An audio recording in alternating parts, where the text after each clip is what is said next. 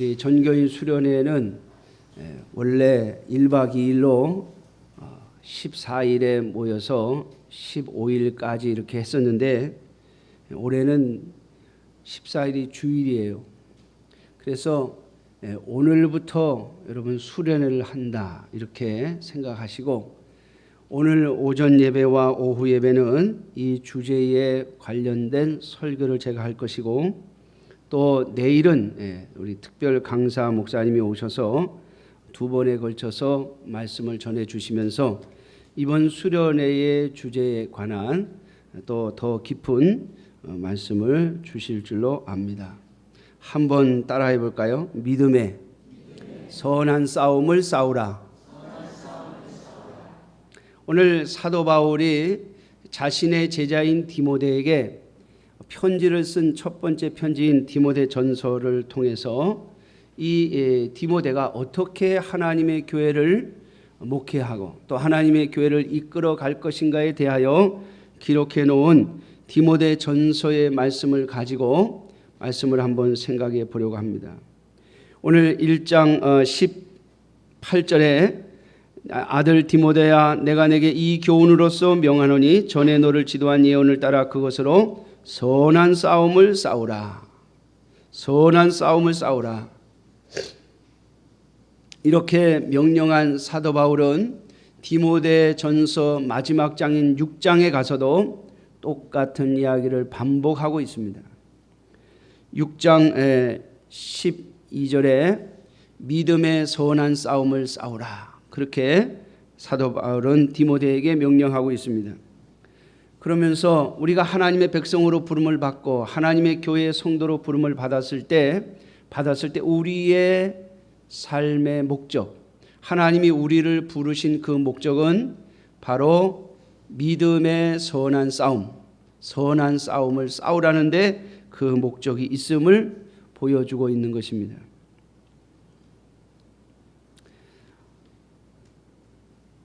어떤 분들은 기독교는 하나님에 의해서 구원을 얻는 종교이고 불교는 자기 자신이 자기 자신을 구원하는 종교라고 말합니다. 그런데 우리가 잊지 말아야 할 것은 기독교의 신앙은 그저 나는 가만히 있고 하나님이 다 알아서 나를 구원하시느냐, 그렇지 않습니다.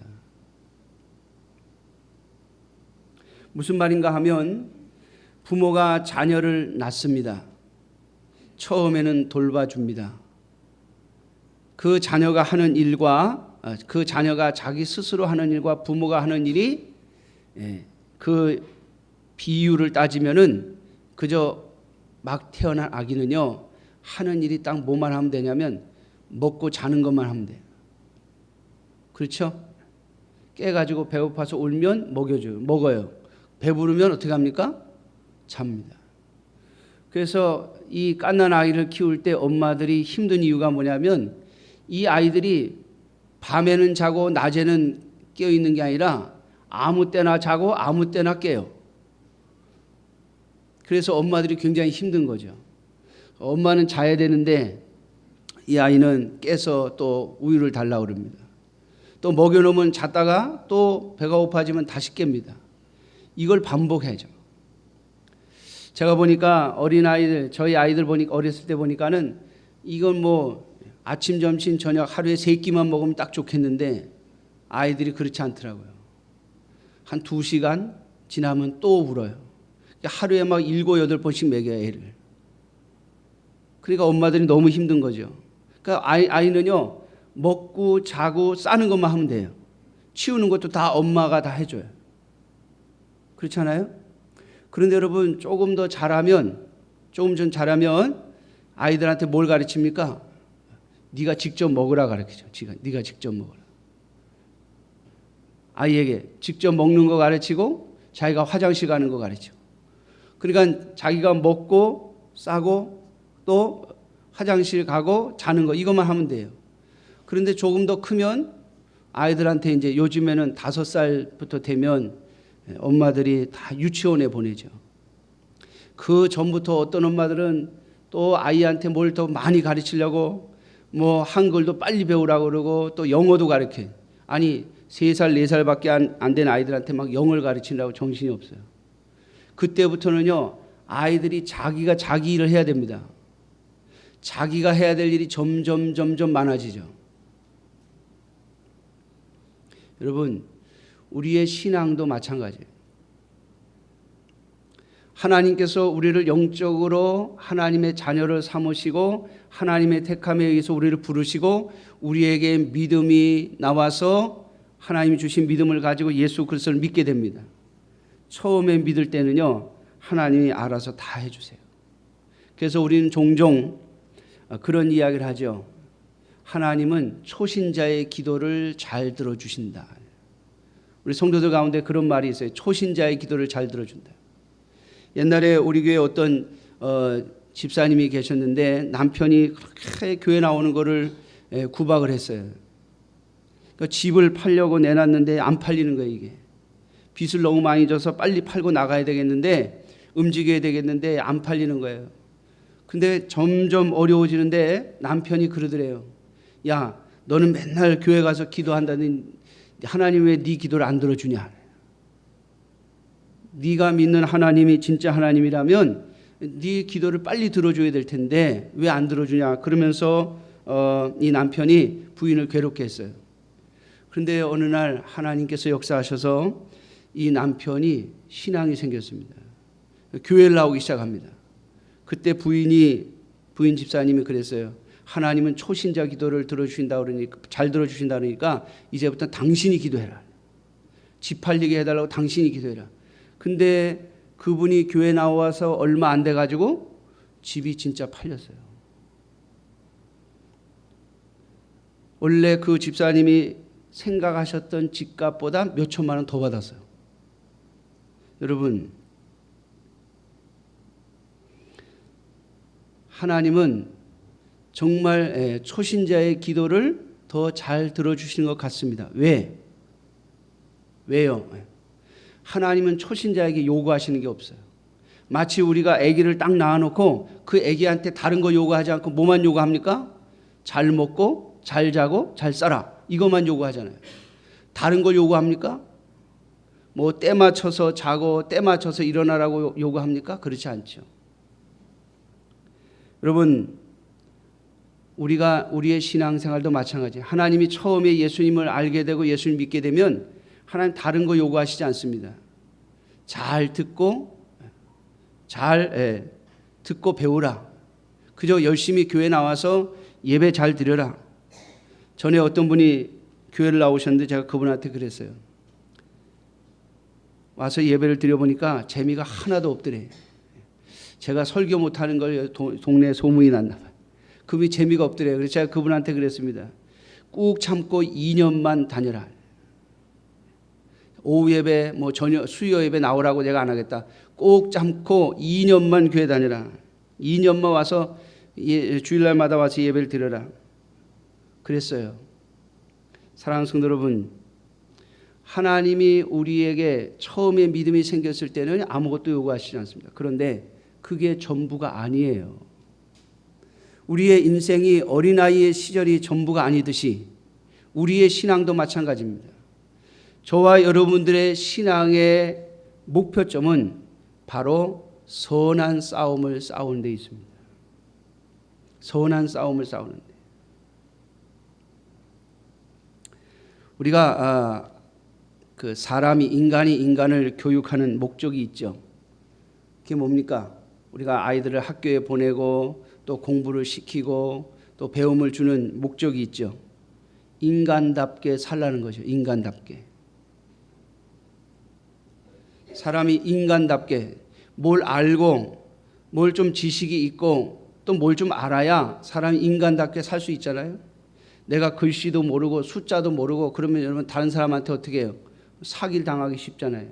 그러니까 다른 사람에게 속지 않고 사람답게 살려면 우리가 일반적인 지식을 배워야 하는 것처럼 여러분, 우리가 하나님의 성도답게 살기 위해서 하나님의 말씀도 배우고 신앙생활도 하는 겁니다. 그런데 하나님의 자녀답게 사는 것이 뭐냐? 오늘 본문에 보니까 선한 싸움을 싸우라.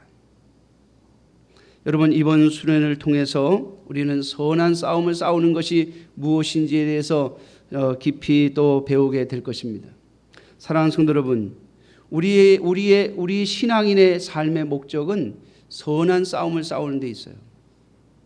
무슨 놀라운 세상 사람들이 알지 못하는 무슨 비밀을 알아가지고 그 비밀을 나만 가지고 있어서 나만 특별한 사람인 양 생각하는 것이 아닙니다. 하나님이 주신 은혜는, 하나님이 주신 말씀은 공개된 비밀입니다. 공개된 비밀. 성경에 보면 우리의 신앙은 비밀이라고 말해요. 그래서 어떤 사람들은요, 마치 그것은 다른 사람들은 다 모르고 몇몇 사람만 알 수 있는 아주 특별한 것인 줄 알아요. 그런 거에 사람들의 관심이 많습니다. 다른 사람은 아니고 나만 특별하기를 원하는 것. 오늘 본문에 보면 4절에 신하와 끝없는 족보에 몰두하지 말게 하려 함이라 그랬습니다. 사람들은 그런 것을 좋아해요. 제가 가끔 홈쇼핑을 보는데요, 거기 보면 어떤 가방이라든가 이런 것들 아주 굉장히 비싸게 파는 게 나오더라고요. 그런데 제가 볼 때는요, 야, 저 가방이 저렇게 비쌀 필요가 있나 하는 생각이 듭니다. 근데 그런 것들이 아주 잘 팔린대요. 왜? 그 이렇게 광고하는 걸 보니까요, 이태리에서 유명한 무슨 가방이다 이렇게 해가지고 이태리의 사진도 보여주고 가게 사진도 보여주고 그러면서 이거 몇 개 안 되니까 빨리 사가라고 그래요. 사람들은 그게 비싸다고 생각이 들면서도 저게 무슨 브랜드 상품이다 싶으니까는 그 비싼 값을 주고 그걸 사는 거예요. 그걸 자랑스럽게 들고 다니는 것이죠. 사랑하는 성도 여러분, 참으로 어리석은 거예요. 우리의 신앙은 남들에게 자랑하기 위해서, 남들보다 특별하다는 것을 보여주기 위해서 가지고 있는 것이 아닙니다. 기독교의 신앙은 숨겨진 것이 아닙니다. 이미 다 드러난 것입니다. 성경에 다 있는 것이에요. 그런데 사람들의 관심은 다른 데 있습니다. 신화에 있고 끝없는 족보에 있고 내가 어디 출신이냐. 요즘에 그런 것들이 많죠. 금수저라는 얘기들이 많이 나옵니다. 그러니까 내가 어디 줄기를 타고 나왔느냐는 거죠. 그러다 보니까 요즘 일반 국민들이 누군가를 뽑아야 할 때 금수저는 빼고 뽑으려고 하는 성향들이 많은 것 같아요. 같은 마음을 느끼면서 밑바닥부터 또 아무것도 아닌 사람, 그런 사람들을 뽑아줘서 우리가 하지 못하는 그 길에, 그 위치에 그 사람을 세움으로써 대리 만족을 얻고 싶은 그런 마음이죠. 사랑하는 성도 여러분, 우리의 신앙은 그런 것이 아닙니다. 저와 여러분들이 가져야 할 신앙의 모습은 선한 싸움을 싸워야 하는 것인데, 여러분, 이 선한 싸움은 뭐냐면 하나님의 백성으로서 사는 삶을 사는 싸움입니다. 오늘 5절 말씀을 다시 한번 읽어드립니다. 이 교훈의 목적은 청결한 마음과 선한 양심과 거짓이 없는 믿음에서 나오는 사랑이거늘 사람들이 이에서 벗어나 헛된 말에 빠져 율법의 선생이 되려 한다. 율법을 잘 알고 있는 것, 특별한 법을 알고 있고 신비한 법을 알고 있는 것으로 자기 자랑을 삼으려는 것이죠. 그러나 사랑하는 성도 여러분, 우리가 싸워야 할 싸움은 바로 하나님의 백성으로서의 삶, 그것을 어떻게 살아갈까라고 하는 데 있습니다. 세상의 교육도 사실 인간답게 살라고 가르칩니다. 그런데 그 교육이 전부 대학 입시에 목적을 두고 있어서 누가 더 좋은 대학에 가느냐에 그 목적을 두고 있어서 인간다운 인간을 키워낸다고 하는 교육의 목적이 실패로 돌아가는 일이 많죠. 사랑하는 성도 여러분, 신앙생활도 마찬가지입니다. 저와 여러분들이 하나님께서 우리에게 주신 이 선한 싸움을 싸워야 할 목적을 잃어버리면, 이 목적에 부합된 신앙생활을 하지 못하면 우리의 신앙은 무너질 수 있음을 잊지 마셔야 합니다.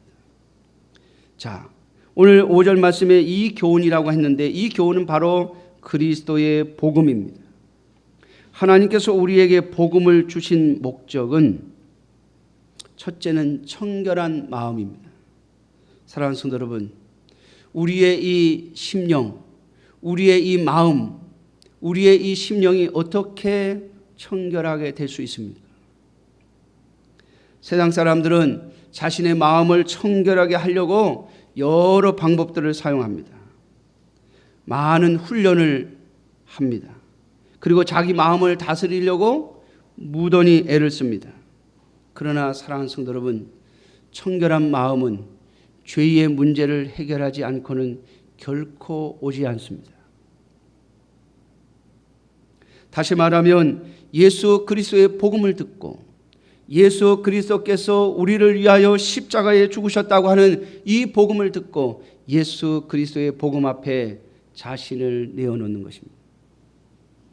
내가 죄인입니다. 예수 그리스도의 십자가의 죽으심이 바로 나의 죄를 위한 것임을 내가 믿습니다라고 하는 고백이 있어야 하는 것입니다. 오늘 사도 바울 또한 자신을 향하여 뭐라고 고백합니까?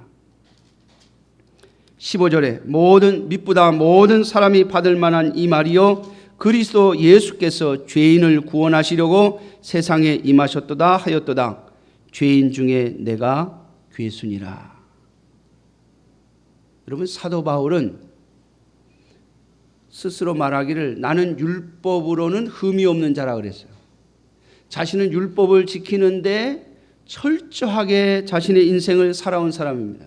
그런데 사도 바울은 자기 자신을 가리켜서 뭐라고 그럽니까? 내가 죄인 중에 괴순이다. 대장이다 이 말이죠. 우두머리라는 말입니다. 어떻게 해요? 바로 사도 바울이 예수 그리스도를 알기 전에, 예수 그리스도를 만나기 전에 그는 비방자요, 박해자요, 폭행자였기 때문입니다.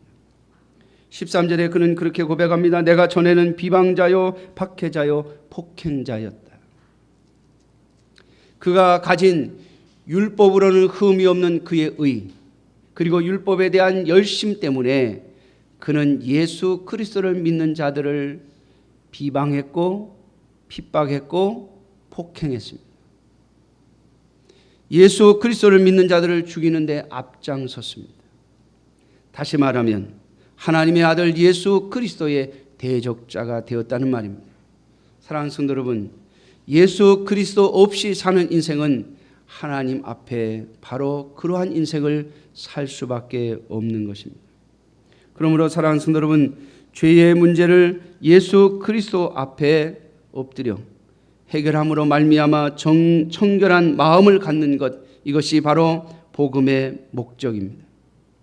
두 번째로 선한 양심이라고 그랬습니다. 여러분, 선한 양심, 제가 전에도 그런 말씀을 드린 적이 있는데요. 여러분, 인간은요 양심이 다 똑같지 않습니다. 양심이 다 달라요. 그 양심의 기준을 무엇으로 넣느냐에 따라서 다 달라요. 지금은 제 수시가 아닌데 옛날에 저희 막내 동생이 조선족하고 결혼을 했습니다. 뭐 제가 조선족을 비난하려고 하는 의도는 없습니다. 근데 제가 제수 씨하고 중국의 심양이라는 곳에서 어떤 일을 볼 일이 있었어요. 그런데 어딜 가다가 배가 고프니까는 이 꼬치를 사 먹었어요. 중국에 가면 그런 게 많아요. 이렇게 길거리에서 꼬치를 구워가지고 파는데 꼬치 그게 맛이 있습니다. 뭐 고기도 뭐 돼지고기도 있고 소고기도 있고 뭐 여러 종류의 고기가 있어요. 그래서 그걸 사 먹는데 자 먹고서는요, 그걸 먹고는 이 꼬챙이가 남잖아요. 이걸 딱 보니까 쓰레기통이 없는 거예요. 쓰레기통이.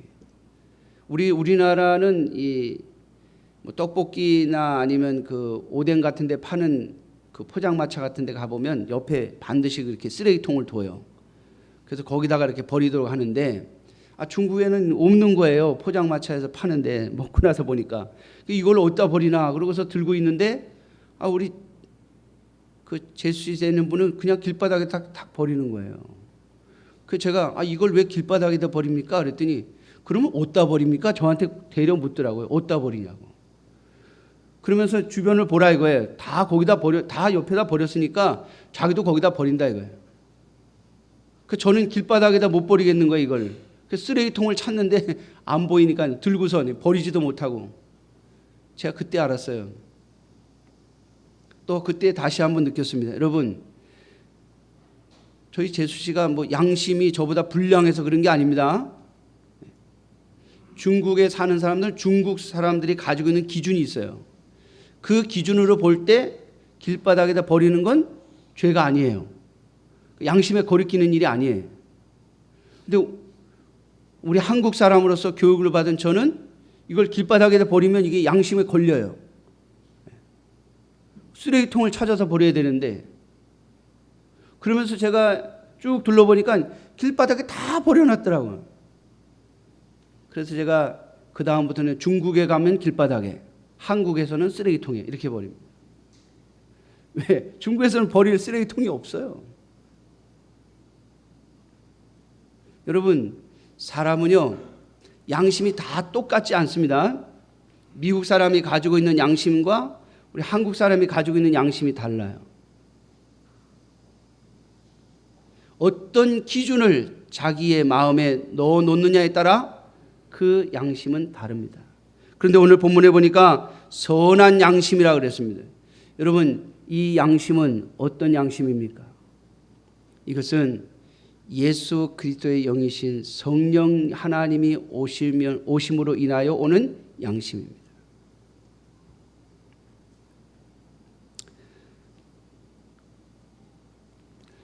제가 군에 있을 때 세 번 운 적이 있어요. 세 번. 저 부산에서 한 번 울고, 그다음에 양구에 가서 한 번 울고, 그다음에 인제에 가서 한 번 울었어요. 울은 이유가 교회를 안 보내주는 거예요. 주일날. 종소리가 들리는데 교회를 못 가게 하는 거예요. 그러니까 교회를 못 가게 하니까요 굉장히, 그렇다고 무슨 뭐 일을 시키는 것도 아니고 그냥 놀아라 하네. 편히 가만히 있으라는 거예요. 뭐 특별한 일도 시키는 게 아니에요. 그냥 편히 있긴 있는데, 그래서 주일이기 때문에 아무 일도 안 시킵니다. 그냥 있으라 그러는데, 근데 교회는 못 간다는 거예요. 여러분, 거기에 그리스도인이 저만 있었겠어요? 교회 다닌 사람이 저만 있었겠어요? 적어도 10명 중에 3, 4명은 교회를 다닌 사람인데, 근데 다 안 우는데, 제가 그 훈련병 속에서 다 안 우는데 저만 울었어요. 왜? 하나님이 주신 양심이 있는 거예요. 교회에 못 가면, 주일날 교회에 못 가면 그것이 굉장히 불편한 거예요. 사랑하는 성도 여러분, 예수 그리스도의 영이신 성령 하나님이 우리 속에 오시면, 다시 말하면 예수 그리스도를 믿는 사람이 되어지면 그 심령에 선한 양심이 생깁니다. 다시 말하면 하나님을 향한 양심이 생겨요. 세 번째로 우리에게 복음을 주신 이유는요, 바로 거짓이 없는 믿음. 복음은 우리에게 믿음을 요구합니다. 무슨 믿음이요? 예수 그리스도의 십자가의 죽음과 부활을 믿으라는 믿음입니다. 이 믿음을 갖게 되면 우리 속에서는 무엇이 나오는가 하면요, 우리의 심령에서는 사랑의 마음이 나옵니다. 이 사랑의 마음을 가지고 우리의 삶을 살아가는 것, 이것이 바로 오늘 저와 여러분들이 싸워야 할 싸움이에요. 로마서 7장에 사도 바울은 이렇게 표현합니다.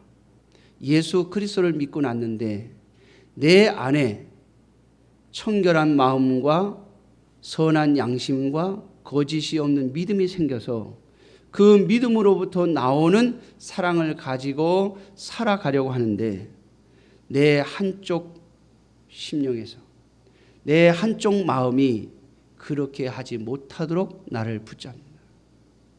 사랑하는 성도 여러분, 하나님의 자녀들은 예수 그리스도를 믿어 하나님의 백성이 되고 나면 그때부터 이 세상에 사는 사람들의 삶과 하나님의 자녀로서의 삶을 사는 마음이 서로 싸움을 하게 됩니다.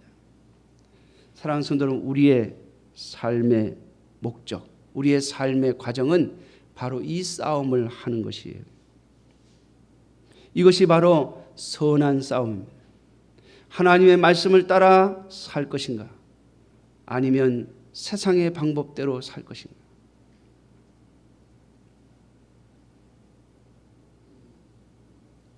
사도 바울은 이것을 성도들에게 가르치고 디모데에게 예배소 교회 성도들에게 믿음과 착한 양심을 가지고 살아가는 삶을, 선한 싸움을 싸워가라고 명령하고 있습니다. 자, 우리가 이 싸움을 싸우지 아니하면 우리의 믿음은 무너집니다. 우리의 양심 또한 무너집니다. 오늘 본문 19절에 보니까 믿음과 착한 양심을 가지라. 어떤 이들은 이 양심을 버렸고 그 믿음에 관하여는 파선하였다. 여러분, 우리가 하나님의 말씀을 내 양심의 기준, 내 삶의 기준으로 온전히 세우지 아니하면 여러분, 우리의 양심, 하나님께서 주신 선한 양심은 무너집니다. 착한 양심은 무너집니다. 무슨 말인가 하면 하나님의 말씀으로 우리의 양심의 기준을 온전히 세우지 아니하면 우리는 나중에 이렇게 됩니다. 다른 사람들도 그렇게 하는데, 심지어는요, 목사님들도 그렇게 하는데 내가 그렇게 살아야 할 이유가 있어? 라고 말하게 됩니다. 오늘날 이 매스컴 때문에 참으로 교회에 또 예수 믿는 사람들의 안 좋은 모습들을 금방 매스컴을 타고 많이 알려집니다. 또 쉽게 그런 것을 보는 시대가 되었습니다. 그런데 사랑하는 성도 여러분, 우리가 만약 하나님의 말씀으로 우리의 양심의 기준을 세우지 아니하고 다른 사람의 삶의 모습으로 우리 양심의 기준을 세워버리면 우리의 양심은 무너져 버린다는 겁니다. 사랑하는 성도 여러분, 이것이 우리가 싸워야 할 선한 싸움입니다. 우리에게 주신 착한 양심, 그 양심을 온전히 지키고 하나님의 말씀에 입각한 양심을 가지는 것, 그것이 오늘 저와 여러분들이 해야 할 싸움입니다. 두 번째로 믿음도 마찬가지죠. 여러분, 하나님께서 우리에게 주신 믿음은 바로 예수 그리스도의 십자가의 죽으심과 부활입니다. 그것을 믿는 믿음 안에서 우리의 삶을 살아가는 것이죠. 그런데 오늘 본문에 보면 그 믿음에 관하여는 파선한 자들이 있다 그랬습니다. 여러분, 왜 그럴까요? 신앙생활을 잘 하는 것처럼 보였는데 마지막에 가서 신앙을 버리고 하나님을 떠나고 교회를 떠나는 사람들이 생깁니다. 요즘 종종 교회들에게서 들려온 소식이 신앙생활을 하던 교인들이 교회를 떠나 천주교라든지 아니면 불교로 옮겨가는 자들이 있다라고 하는 이야기들이 들립니다. 여러분, 왜 그럴까요? 그것은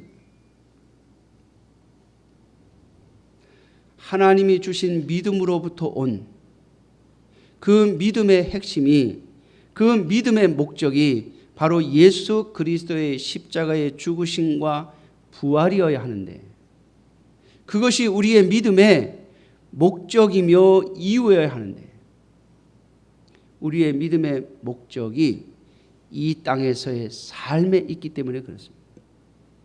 좀 더 구체적으로 말한다면 이 땅에서의 이 세상 사람들이 또 이 땅에서 가장 귀하게 여기는 돈, 물질이 우리의 믿음의 목적이기 때문입니다.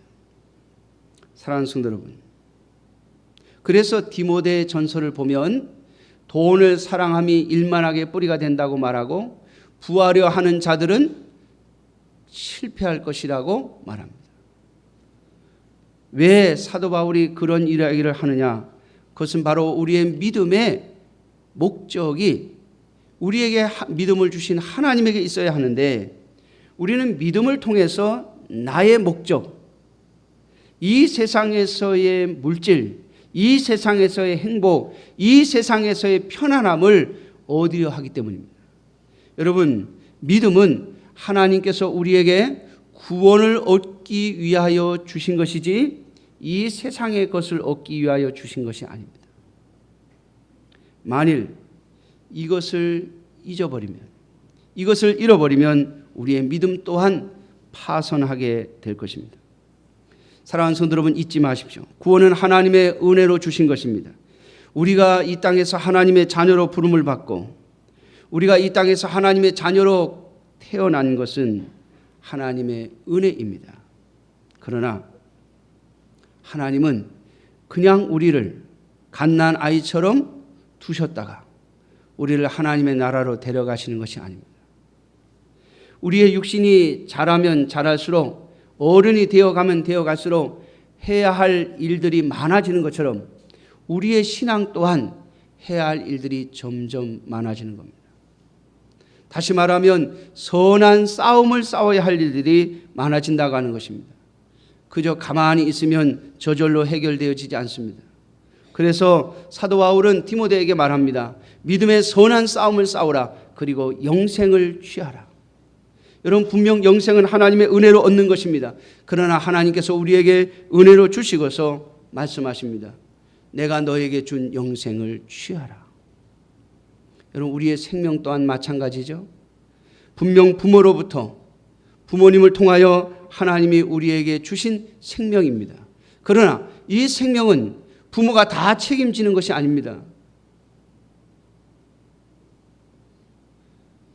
성인이 될 때까지 조금씩 그 역할을 줄여가면서 먹이고 입히고 공부를 가르치는 것이 부모의 역할이라면, 이제 성인이 된 다음부터 자신의 인생을 살아가야 할 책임은 자신에게 있는 것처럼, 여러분, 하나님께서 우리에게 은혜를 주시고 믿음을 주시고 우리를 성장시켜 놓으셨다면 이제는 우리는 그 하나님의 주신 은혜를 가지고 믿음의 선한 싸움을 싸워야 할 책임이 우리에게 있다는 것입니다.